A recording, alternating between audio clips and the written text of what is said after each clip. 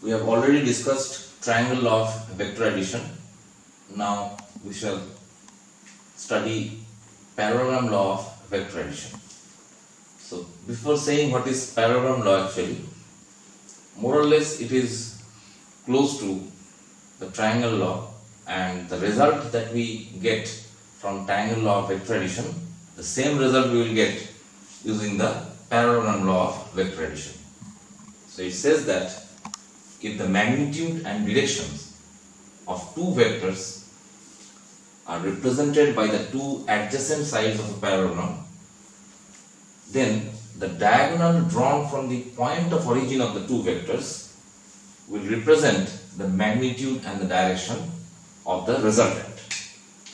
So suppose we want to find the resultant of two vectors. Suppose A vector plus B vector produces C vector. So C vector is the resultant of A vector and B vector. As per this law, suppose A vector and B vector are represented by the adjacent sides of a parallelogram. Suppose this is A vector and this is B vector. We complete the parallelogram.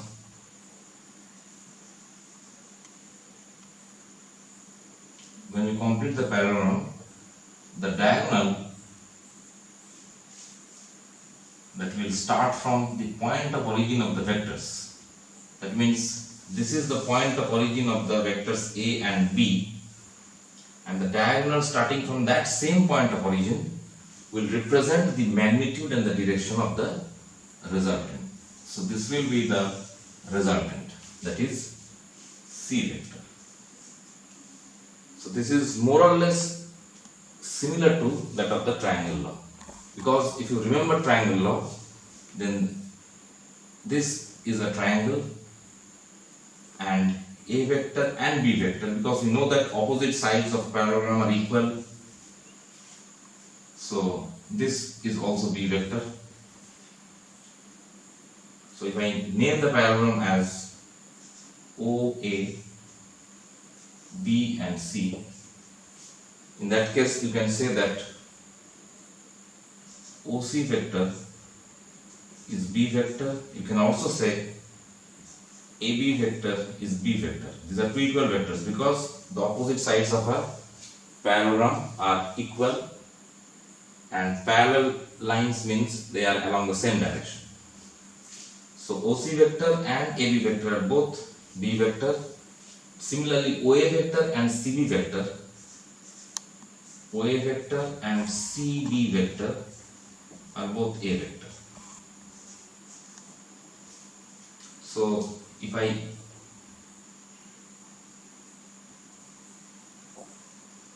draw this line into a solid line, then I have the same triangle, that is OAB, and I can apply triangle law of vector addition there. A vector plus B vector will produce C vector. C vector is taken in the opposite order. A vector and B vector are taken in the anti-clockwise sense, and C vector comes in the clockwise sense. So this is more or less same as that of the triangle. So in order to find the magnitude of C vector in terms of A vector and B vector, what we did in the triangle law, we will try to do the same in case of parallelogram law. So let me extend OA and draw a perpendicular from B on that extended line segment. So this is the perpendicular, BM is the perpendicular. Let the angle between A vector and B vector is theta, and the angle that the resultant makes with A vector is suppose alpha. So as we have done previously, AM is B cos theta,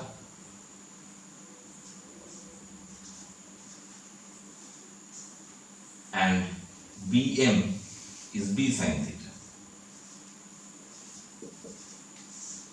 So if we apply Pythagoras theorem in the triangle OMB, you can write C square is OM square, that is OA plus AM, or A plus B cos theta whole square,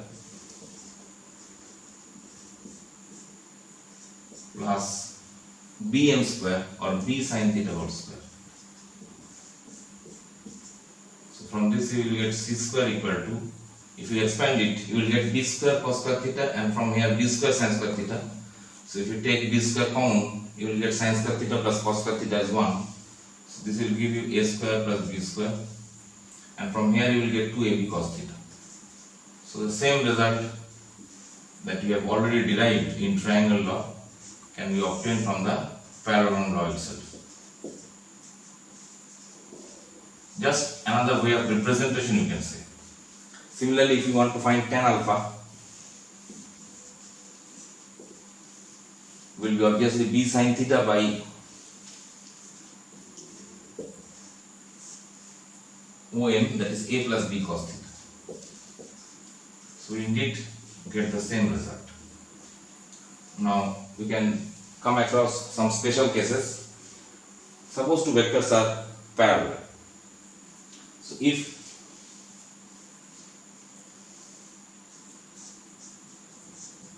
A vector is parallel to B vector, it means that the angle between A and B is 0. So in that case you can say theta is 0. Theta is 0 degree. So if theta is 0 degree, from here you can write A square C equal to A square plus B square plus 2AB cos 0. Cos 0 is obviously 1. So you get C equal to square root of A square plus B square plus 2AB, which is A plus B whole square, and you take the square root out, you will get C as A plus B. And obviously tan alpha will be 0 because the two vectors are parallel, the resultant will be also in the same direction. So alpha has to be 0. Because sin theta, sin 0 is 0, so this result will be 0, tan alpha is 0 means alpha is also 0. So the resultant will be along the direction of the vectors A and B. Similarly, if you say that the two vectors are oppositely directed, they are anti-parallel. They are equal but they are anti-parallel. If A vector is minus B vector, which means they are parallel to each other, they are but along opposite directions, or you can say they are anti-parallel. In that case, theta is 180 degree. If theta is 180 degree, cos 180 will be minus 1. So you will get A square plus B square minus 2AB, which means A minus B whole square. If you take the square root out, you will get A minus B. So C will be A minus B, and what will be alpha? Alpha will be again 0. But remember that in this case, the resultant will point along the direction of the greater vector. That means the resultant will point in the direction in which out of A and B, whichever is greater, in magnitude at least. The third case is the two vectors are mutually perpendicular, or one vector is normal on the other. You can say that the vectors are orthogonal also, same meaning, orthogonal, perpendicular or normal. The meaning is same. So in that case, your theta will be 90 degree. And if theta is 90, obviously cos 90 is 0. So you get C equal to square root of A square plus B square. And what will be the result? Tan alpha? Sin 90 is 1, cos 90 is 0. So in that case, tan alpha will be B by A. Tan alpha will be B by A. So these are some special cases that can be applied either using triangle law or parallelogram law. It will produce the same result.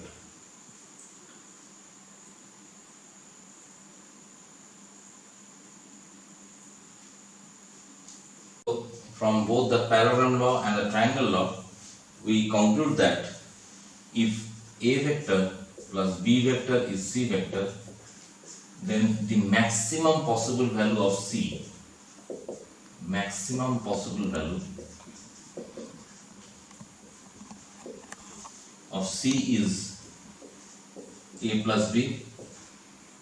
This is obviously when both the vectors are parallel to each other. A vector is parallel to B vector. The minimum possible value is obviously C equal to modulus of A minus B. I am writing modulus because in this case either A is greater than B or B is greater than A. You cannot say. A vector is, you can say, is anti-parallel to B vector. That means they are along opposite directions. And the zero value that we can get, zero value is not the minimum value, but zero value of or zero magnitude of A vector is, C vector is possible if the magnitude of A vector and B vector is same. That is A equal to B and they are anti-parallel. They are along opposite direction. Anti-parallel to B vector. So in case of anti-parallel, you will always get C equal to A minus B modulus. And if A and B are both equal, then obviously your C will be 0. So in that case, the vector can be called as a zero vector or null vector. So vector of magnitude 0 is called as a null vector and it points along any arbitrary direction. The zero vector, it points along arbitrary direction. It has no specific direction. It can point along any direction. Now, from a physical significance, you can say that if a person is moving along a circular path, he starts his journey from the point A, moves along the circular track in any order, clockwise or anti-clockwise, and comes back to the point A. Obviously, the displacement vector is 0. So the displacement vector is 0 vector. That means the displacement is a null vector. Now displacement is a vector. We know that its magnitude is 0. So it points in any specific direction. It has no specific direction, it points in any arbitrary direction. In magnetism, you might have come across neutral points. If you place a magnetic compass needle at the position of the neutral point, the magnetic compass needle points in any arbitrary direction. It points in any direction. It does not point along any specific direction. So at neutral points,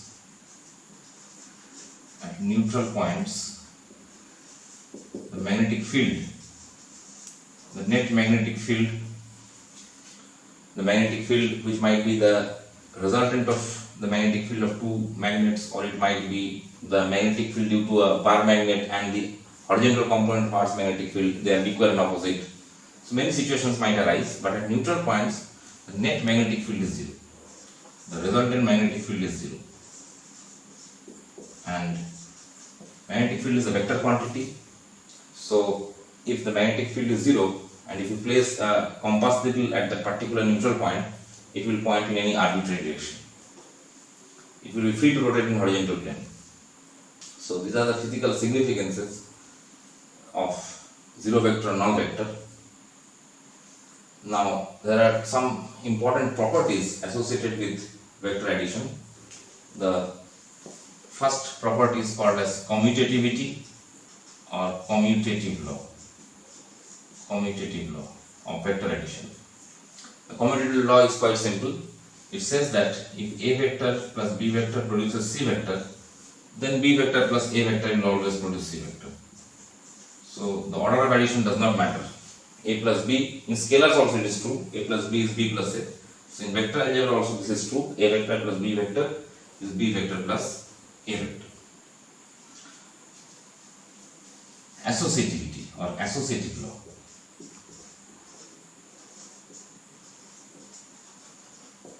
It says that A vector when added to the sum of B vector plus C vector will be same as A vector plus B vector when added to C vector. So this type of commutative or associative law can also be seen in set algebra, where A union B is B union A, where A intersection B is B intersection A. So associativity is also applicable there with respect to union and intersection operations. But in subtraction, the commutativity does not hold. You will never get A minus B is B minus A. Not necessarily. In some special cases only it is possible, only if A and B are both 0.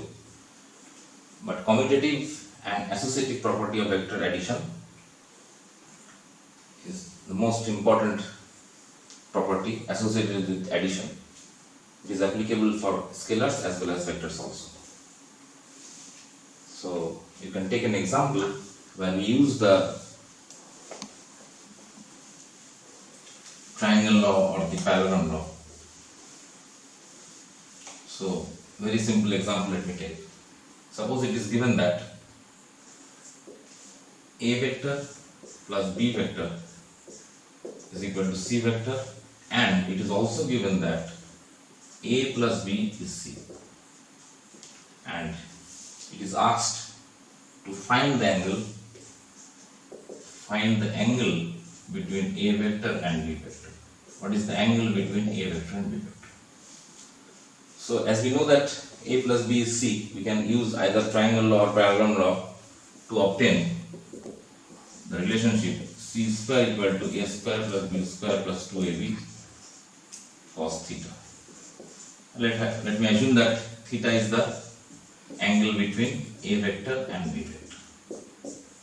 Now it is also given that A plus B is C. So since A plus B is C, I can square both sides and write C square is A square plus B square plus 2AB. And from this equation and from this equation, you can easily say that A square plus B square plus 2AB cos theta is same as A square plus B square plus 2AB, which means that cos theta equal to 1, obviously.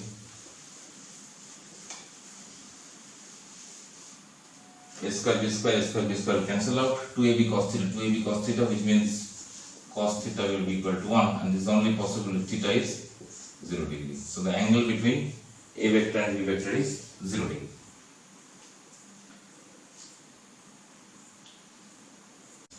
Let us consider two more examples. The next example is, suppose it has been asked that can the magnitude of the resultant of two equal vectors be equal to the magnitude of each of the vectors. So suppose we assume that the magnitude of each equal vector is A. Let each equal vector be A vector. That means in terms of the magnitude is equal.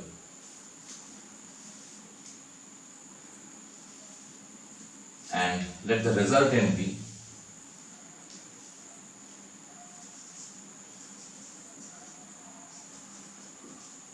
some vector B. So let each equal vector be A, and the magnitude of the resultant, to be precise, let magnitude of each equal vector be A. Let magnitude of each equal vector, because the question has been asked, can the magnitude of the resultant of two equal vectors. So let magnitude of each equal vector be A, and the resultant is B in terms of magnitude. Magnitude of resultant is B. Resultant B. So if theta is the angle between the vectors, then as per this question we can say, by using triangle law, because the vectors are both equal, we can write A square plus a square plus twice a into cos theta. This is b square, because if you remember the law, we wrote c vector is a vector plus b vector. So c square is a square plus b square plus 2ab cos theta. Now the vectors are both equal. So instead of a square plus b square plus 2ab cos theta, I am writing a square plus 2a square cos theta. And instead of c, I am writing b. So the law remains the same. So now you have b square equal to a square plus 2a square cos theta. So b square equal to, if you, this is 2a square and this is also 2a square. You take 2a square common, you get 1 plus cos theta.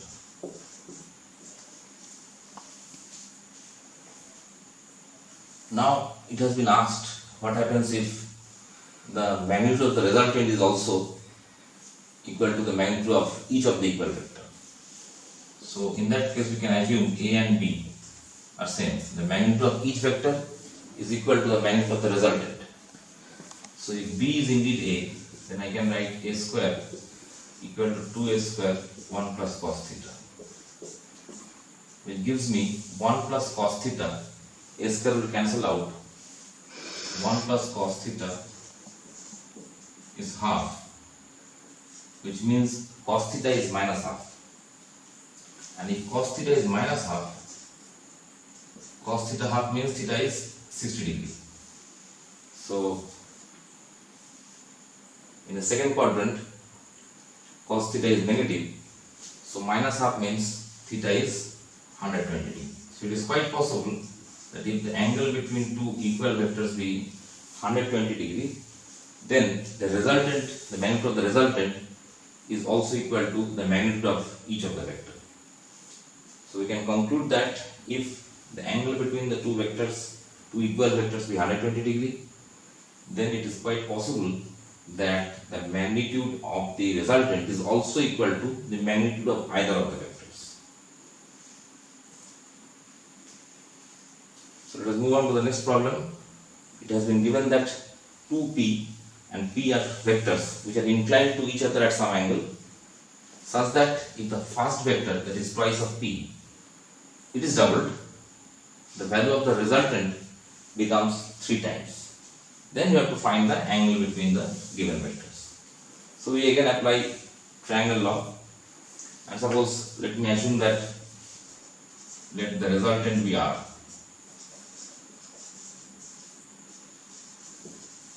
R vector. So 2p vector and p vector, their resultant is r vector. So if I apply triangle law, I can write r square is 2p square plus p square plus twice of 2p into p into cos theta. If I assume that the angle between 2p and p vector is theta. So from this you will obviously get r square equal to 4p square plus p square, that is 5p square, and 2 into 2, 4p square cos theta. So this is your first equation. This is your first equation. Now if you go to the second condition, where it is given that if the first vector is doubled, the magnitude of the resultant becomes 3 times. So in that case, I can again apply triangle law.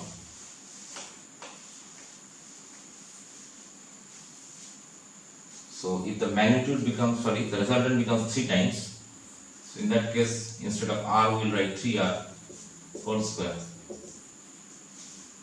It is only possible if the first vector is doubled. 2p, if it is doubled, it becomes 4p. Nothing is said about the second vector p, so it remains what it was, twice into 4p into p into cos theta. So from here we get 9r square equal to 4p, 4 square is 16, 16 plus p square is 17p square, 2 into 4, that is 8p square cos theta. Cos theta. This is your second equation. You have to find theta. So from here also you can say, instead of writing this as, so from here you can say r square is 17 by 9 p square plus 8 by 9 p square cos theta. So this is your second equation. So from 1 and 2 you can equate this and write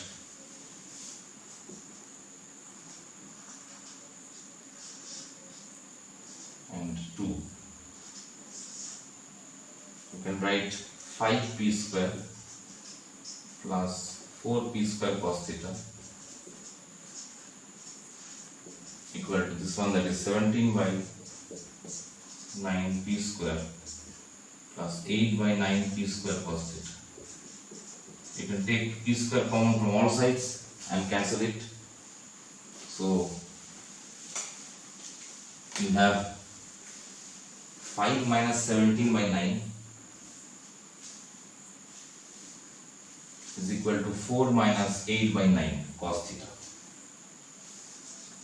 4 minus 8 by 9, p square I have cancelled already, cos theta is equal to 17 by 9 minus 5. So from this you will get 9 4 36, 36 minus 8 is 28, 28 by 9 cos theta is 9 5 45, 45 minus 17 it is minus 28, minus 28 by 9. So you get cos theta is minus 1, which means theta is obviously 180 degrees. So the angle between the given vectors 2p and p is 180 degrees. We have already learned triangle law and parallelogram law of vector addition, and in those laws we could find the resultant of two vectors at a time. So suppose a vector plus b vector produces a c vector. So in that case you can apply triangle law or parallelogram law of vector addition. But if you want to add or find the resultant of, say for example 3 vectors or 4 vectors or 5 vectors at a time, then we can use what is called as polygon law. So suppose we are trying to find the resultant of a vector, b vector, c vector and d vector, and suppose the resultant of all these vectors is suppose r vector. Now in this situation you cannot apply triangle law or parallelogram law directly. In that situation we apply what is called as polygon law of vector addition. Now the polygon law says that if the vectors are represented by the sides of a polygon taken in same order, then the closing side of that polygon taken in the opposite order will be represented by the resultant. So if, as per this example, A, B, C and D are along the sides of a polygon taken in the same order, then the closing side of that polygon will be represented by the resultant, that is R. So that is our statement.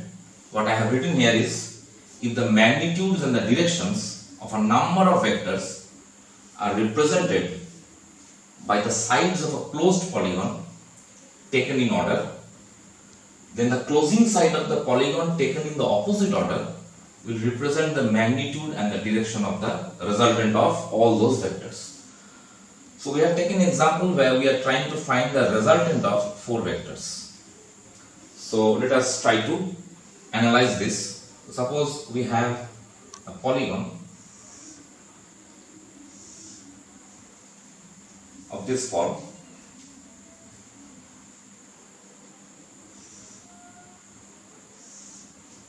So suppose OA is one side of the polygon and it is represented by A vector. This point is suppose B, then AB represents B vector. This point is suppose C, then BC represents C vector, and suppose this point is D, and so CD represents D vector. So these are the vectors which are taken along the sides of a polygon in the same order. So I have followed, suppose, anti-clockwise order. Then the closing side is obviously OD. The closing side must be taken in opposite order. Unlike the order of A, B, C and D which are clockwise, which are anti-clockwise, the direction of D is such that the direction of the resultant is such that we have to consider the closing side of the polygon in opposite order. So this will be R vector. So this is what the polygon law says. Now this polygon law can be obtained easily by applying triangle law many number of times. For example, if you connect the points B, C to the point O. So suppose I connect them by dotted lines.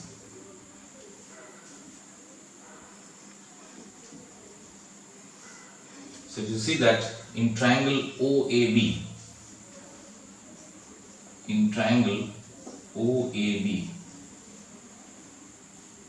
if you consider the triangle law of vector addition, then you see that A vector plus B vector will be obviously OB vector.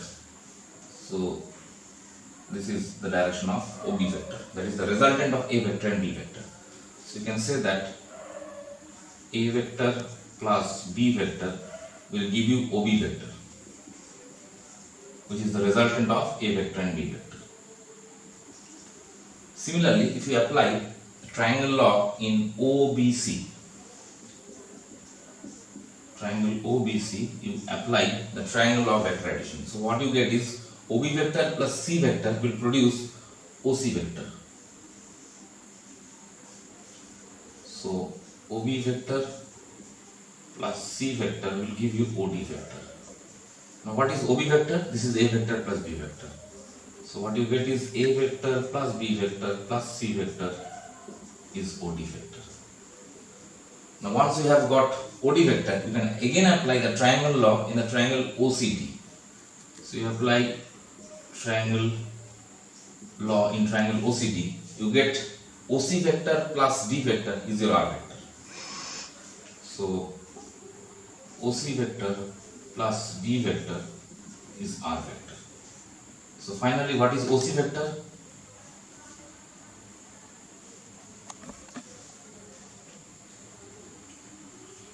As per this example, in triangle OBC, OB vector plus C vector was OC vector. By mistake I have written here D. This will be definitely OC. Again I repeat, in triangle OBC, OB vector plus C vector is OC vector. Now OB vector is always A vector plus B vector. So A vector plus B vector plus C vector is OC vector. In triangle OCD, you see OC vector plus D vector is OD or R vector. So OC vector is A vector plus B vector plus C vector and D vector. The resultant becomes R. So this is what we needed to prove, that the resultant of more than two vectors can be applied using the polygon law, and the polygon law is nothing but we are applying the triangle law of vector algebra many times and we get the statement of the polygon law. Now you can note it down, but if you see as a corollary to this law or this theorem, if you take all the sides of the polygon in the same order, then what will be the resultant? The resultant will be definitely zero vector. So obviously this is a pentagon O, A, B, C and D. So in this pentagon,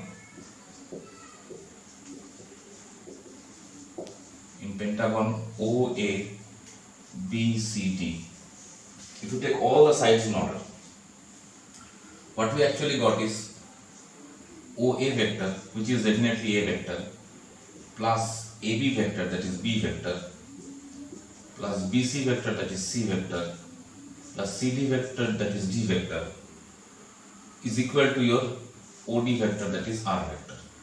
what we have already proved here. Now, if you take these vectors and take OD to the left hand side, what you get is OA vector plus AB vector plus BC vector plus CD vector minus OD vector is obviously 0 vector or null vector. Now minus OD vector can be written as DO vector, because you see that OD and DO are definitely same in magnitude and OD is opposite to DO vector. So instead of OD we can write DO vector. So this means that OA vector plus AB vector plus BC vector plus CD vector plus DO vector is 0 vector. So that means if you consider all the sides in the same order in any closed polygon, the sum will be 0. So if 3 or more vectors can be represented by the sides of a closed polygon taken in same order, then the resultant of the vectors is 0. This is just a corollary to this statement or this law. I repeat again, if 3 or more vectors are represented by the sides of a closed polygon taken in the same order, then the resultant of the vectors is definitely 0. So if you want to subtract two vectors, if you want to subtract a vector from another vector, now we are well aware of the principles used in vector addition, the triangle law, the parallelogram law and the polygon law, and now we can relate how those laws can be used for subtraction of vectors also. So by subtraction of two vectors,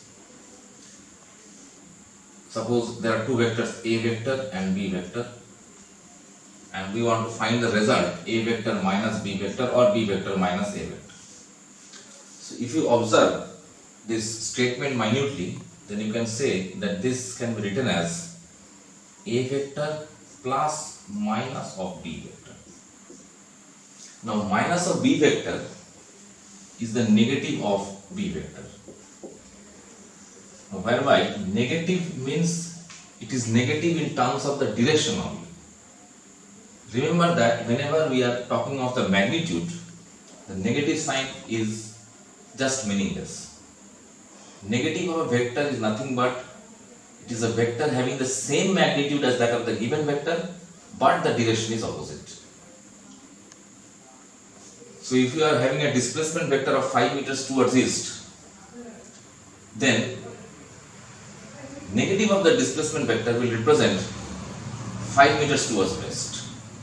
The magnitude 5 meters remains the same, but once we have moved along east, that was our positive direction, and once we move in the opposite direction, that towards the west, then that will be the negative displacement vector. So negative of a vector is nothing but the same vector in terms of its magnitude, but oppositely directed. So negative of B vector.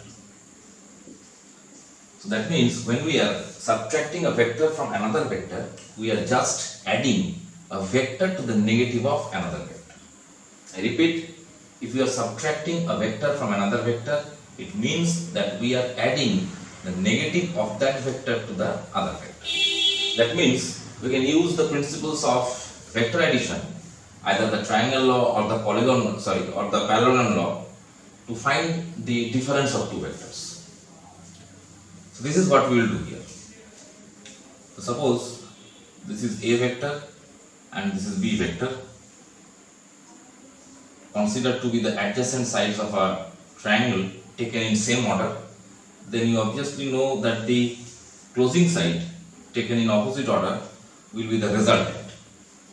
So this is the resultant, suppose C vector. Let me say that A vector plus B vector is C vector. And suppose A vector minus B vector is D vector. Or you can say A vector added to the negative of B vector is your D vector. That means D vector is the resultant of A vector and minus B vector. Or D vector is the difference of A vector and B vector. So by triangle law, this is what we have. Now the negative of B vector is obviously opposite to this vector. In terms of the magnitude, that is almost, exactly same. But when I am drawing the diagram, it may not be exactly same in terms of magnitude, but still I am trying my best. So this is opposite direction of B vector, and this is the magnitude, the length in terms of the side of the triangle is same, suppose. So this is your minus B vector, and therefore if this is the direction of minus B vector, again we have a triangle. You see that A vector minus B vector, the resultant will be the closing side of this triangle taken in opposite order. So this will be your D vector. Let me name the sides. Suppose this is the point O, this is the point A, this is the point B, and suppose this is the point C. So OC vector is nothing but D vector. OB vector is C vector, which is the resultant of A vector and B vector. Sum of A vector and B vector produces C vector, and the difference of A vector and B vector produces D vector. Or you can say that the summation of A vector and minus B vector produces D vector. So you are definitely applying the same law, that is the triangle law of vector addition. So as we have done previously, the angle between A vector and B vector, suppose theta. So obviously the direction between, or the angle between A vector and minus B vector is this angle, that is 180 minus theta. If this is theta, we know that angle in a straight line is 180 degree, so it will be 180 minus theta. So the angle between, if the angle between A and B is theta, then angle between A and minus B is 180 minus theta. So in order to find the resultant, we can apply the principle of triangle law. So that was A square plus B square plus 2AB cos theta was C. So here A square plus B square, because magnitude is not related to the negative sign, it is the direction only. So A square plus B square plus 2AB. Now the angle between A and minus B is 180 minus theta. So this will be just cos 180 minus theta. And if you remember, cos 180 minus theta is minus cos theta. So now the magnitude of the resultant will be A square plus B square minus 2AB cos theta. So this is what we have in terms of the difference of two vectors, the magnitude of the difference of two vectors, A and B. And if this angle is alpha, then this angle is suppose phi, then as we have done in triangle law, that tan alpha was B sin theta by A plus B cos theta. So in that case, your theta is 180 minus theta. So I can say that tan phi is, that means the angle that the resultant makes with A vector, tan phi, is equal to B sin, instead of theta we will write 180 minus theta by A plus B cos, instead of theta we will write 180 minus theta. Remember, instead of B I am not writing minus B, because B represents the magnitude. The magnitude has not changed while we are finding the difference of two vectors. It is only the direction is opposite. So we haven't modified B as minus B. So therefore this tan phi will be sin 180 minus theta is sin theta. So this is B sin theta by A plus B. Cos 180 minus theta is minus cos theta. So this will be A minus B cos theta. So if you remember the triangle law, it is very easy to represent subtraction of two vectors.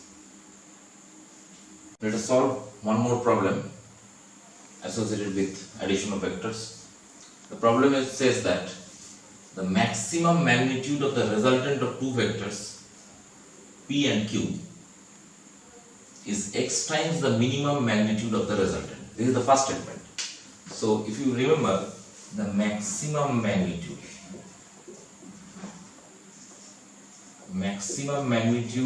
of the resultant is obviously their sum P plus Q, and the minimum magnitude minimum magnitude is P minus Q.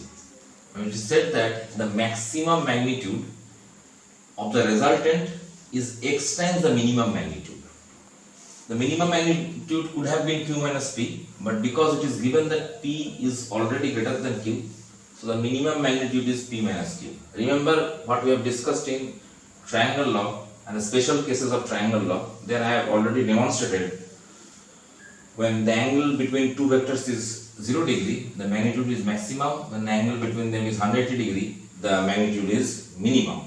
And the maximum value is P plus Q, or the sum of the vectors itself, and the minimum magnitude is the difference of the vectors itself. So magnitude is sum of their individual magnitudes and minimum is difference of their individual magnitudes. So as per this question, the maximum is x times the minimum. So we can write P plus Q is x times of P minus Q. So from this you can find Q. So P plus Q equal to xp minus xq, or Q minus xq will come here, it will become plus xq, and if I take q common I will get 1 plus x. Xp minus p, if you take p common it will be x minus 1. So q will be p into x minus 1 by x plus 1. Now let the resultant be R. The resultant of p vector and q vector is R. So let R vector be the resultant, and suppose it is given that as per the question the angle between p vector and q vector is theta. So I can always write R square equal to p square plus q square plus 2 pq cos theta. This you can always write from triangle law.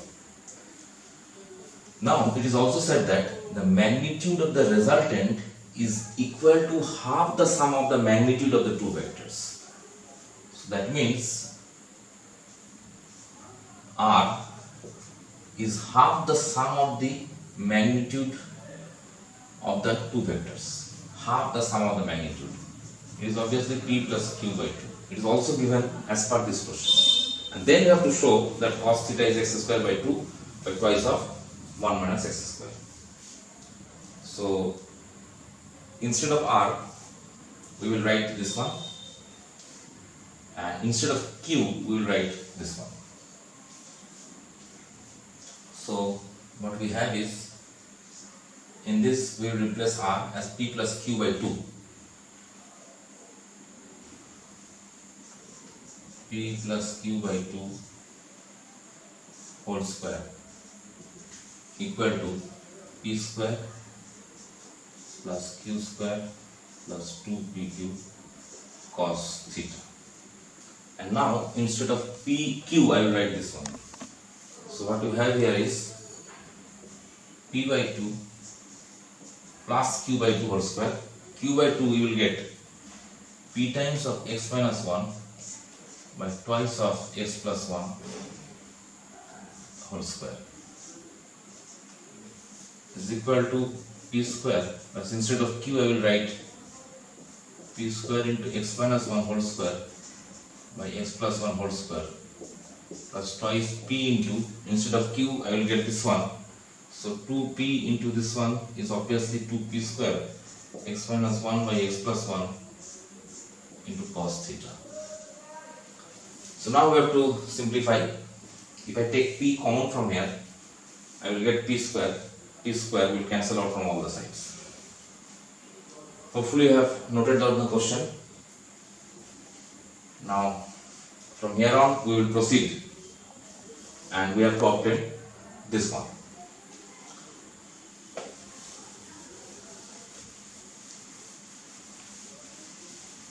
So from here what I get is, if I take P common, so this is, you can always take P by 2 common, so this will be obviously P square by 4 because it is square, and here you have 1 plus x minus 1 by x plus 1, this is square, equal to, if you can take p square common, this will be p square 1 plus x minus 1 by x plus 1 whole square plus twice of x minus 1 by x plus 1 into cos theta. So from both sides now we can omit or eliminate p square. So this is 1 upon 4. X plus 1 plus x minus 1 will definitely give you 2x by x plus 1 whole square is equal to, if you take x plus 1 whole square here, x plus 1 whole square is LCM. So x plus 1 whole square, there will get x plus 1 whole square plus x minus 1 whole square plus twice, instead of x minus 1 you have to multiply with x plus 1 because x plus 1 whole square is LCM. So there is 1 x plus 1 you have to multiply here. So x minus 1, if you multiply with x plus 1 you will get x square minus 1 because a plus b into a minus b is a square minus b square. So this is the next simplification.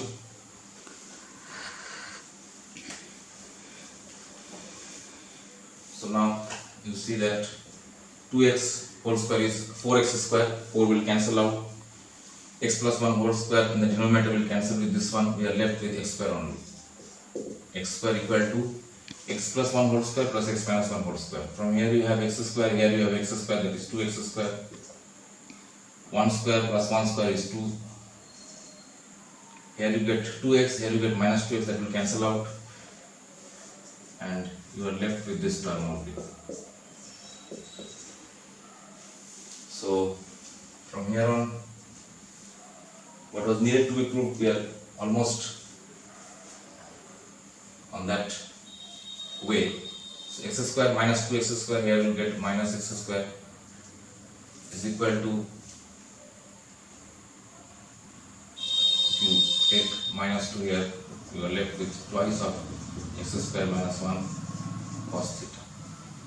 So now if I multiply 12 by minus 1, here I will get x square by 2, here I will get twice of 1 minus x square cos theta.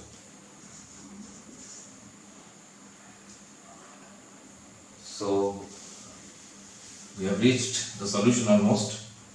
So it was needed to be proved. So cos theta will get, as x square plus 2 by twice of 1 minus x square. So this was needed to be proved and it has been proved.